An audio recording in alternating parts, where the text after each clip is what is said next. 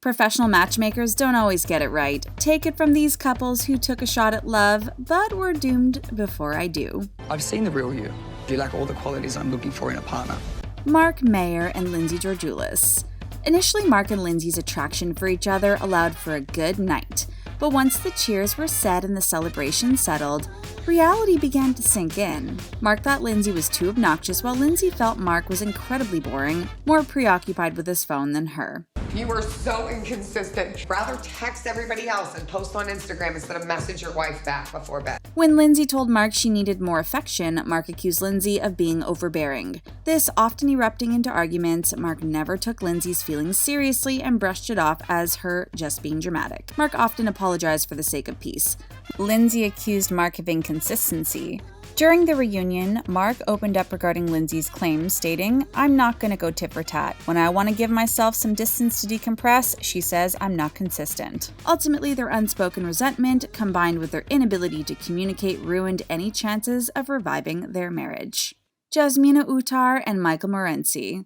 Jasmina and Michael built an unexpected bond during their honeymoon, but Jasmina's nerves with affection began to worry experts. When Jasmina admitted they had yet to kiss well into their marriage, the experts expressed concern regarding their intimacy issues. During the reunion, Jasmina was more concerned about Michael's anger issues. She confessed that when the camera stopped filming, her husband became a different person. Jasmina admitted she didn't actually know the man she married. Michael felt uncomfortable forcing her to be intimate with him. Regarding their decision to stay married, Jasmina revealed, "I didn't think that in the last month of our marriage I would even want to be around you." She continued, "But at the end of the day, I feel like I don't know you enough." Chris, Collette, and Alyssa Ellman.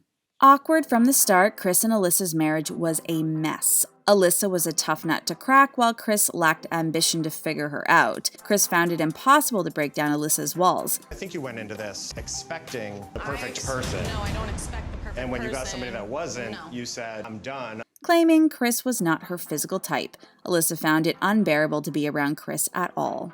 Alyssa often blamed the experts for robbing her chances for true love, even arguing with producers over her negative portrayal, fully aware that her behavior would not translate well to viewers. As if her grand gesture of sticking around was more than enough, Chris knew that Alyssa's debut on national television was her main priority. During the reunion, Chris opened up regarding Alyssa's real intentions, claiming she made up her mind within the first 45 minutes of meeting each other.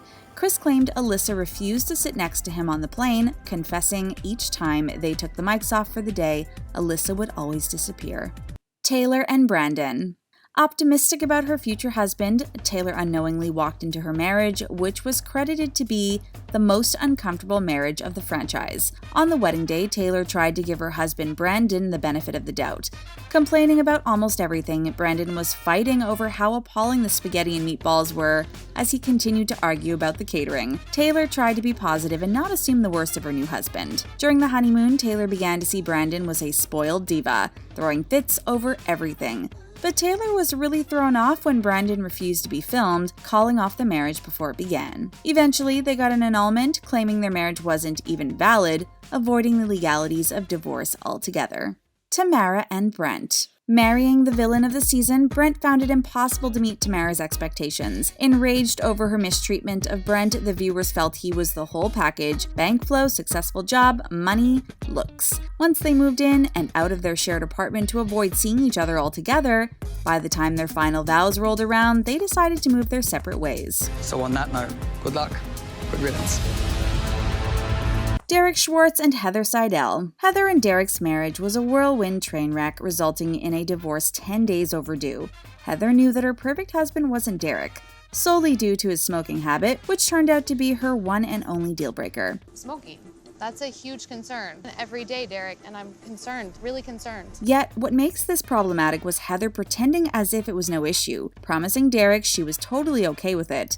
Heather's reasons were to test him just to see what he would do in the process. While she pretended to be carefree, Heather was secretly noting Derek's lifestyle choices. When Heather eventually confessed to Derek how he failed her manipulative test, she gave him an ultimatum. Either he quit immediately, otherwise it was game over forever. Instead, Derek challenged her logic by accusing her of drinking too much. Let's just say it didn't take long before they divorced after 10 days of marriage. Derek stated to People magazine, "I was trying to make a comparison, which maybe wasn't the best best idea. Regarding the fastest split in MAF history, Heather stated, "I'm sorry that I can't move forward with you. I cannot be married to you." Nikita and Ant. Experts were concerned with Nikita's picky physical requirements, hoping she would fall for Ant.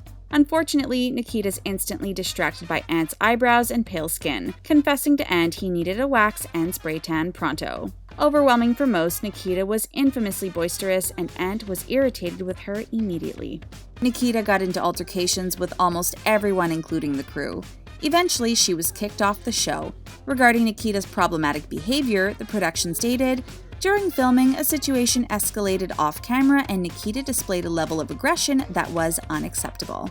Stacey and Michael. This couple was a perfect match. Both shared a similar mindset, moral code, and most importantly, their mutual toxicity. Stacey was proud of her successful husband, but she liked the sound a little too much. It didn't take long before Michael cheated on Stacey, and then Stacey cheated as well. Tristan Thompson and Bally. On the way to their honeymoon, Mia was detained for stalking and fraud charges. With a rough start to their journey of love, but it only got worse. After 2 days in the slammer, Mia was caught on a dating app shortly after. They filed their divorce under insupportability, meaning they had a conflict of personalities that destroyed any ability to coexist or reconcile their marriage. Hayley, Vernon, and David Cannon. With fights, dramatic exits, broken cutlery, alcohol flying, and flowing tears, this couple definitely was not boring. Couple Hayley and David acted as they lived in a frat house, with the messiest and not to mention the dirtiest drama throughout their relationship. Problematic at best, the viewers couldn't resist watching Hayley and David's ridiculous marriage tiffs.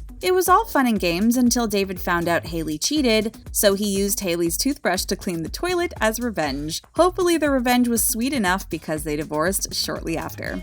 Brosnan and John Robertson. Deb was crowned the most delusional bride because of her one and only request for an exotic man. Unfortunately for Deb, John was Caucasian. When Deb finally got the chance to meet her new husband, she confessed her first thought was, "I was expecting a Polynesian person from the islands, so I was a bit taken back that he wasn't that." His inability to meet her non-negotiable ethnicity was a huge point of contention during their short-lived marriage. Deb refused to settle for anything less. During their honeymoon, she constantly reminded John he was not her type. With an awkward honeymoon, they split before the social experiment was over. Zach Justice and Mindy Shiben.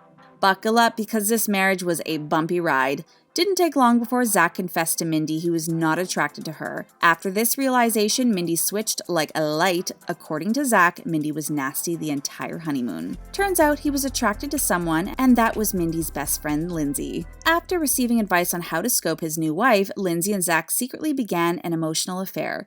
Zach stated, "She kind of gave me advice on how to approach Mindy."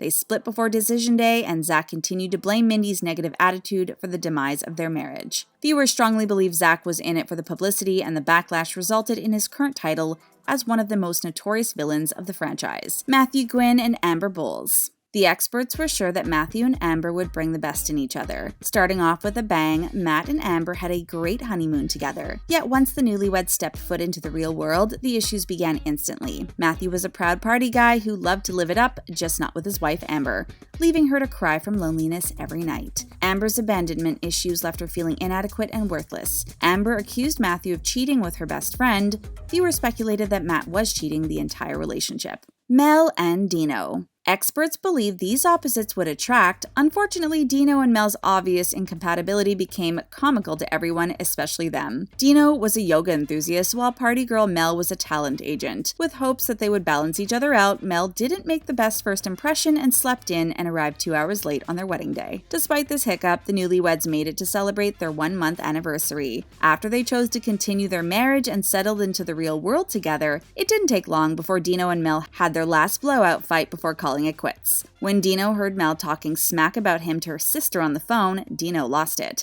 In that whole conversation, all I heard was bagging Dino. Dino accused Mel of her vows being a complete joke. After Dino's irrational reaction, Mel confessed she had no trust or respect left for him. But when Mel caught Dino secretly recording her phone conversations, she confronted Dino and confessed, "What you did was sneaky, calculating, I have no trust for you, I feel sick." Shortly after, Dino wrote a romantic breakup poem, to which Mel decided it was the perfect time they got a divorce. Finding your perfect match on national television is not always worth the gamble. Which couple's relationship did you find most uncomfortable?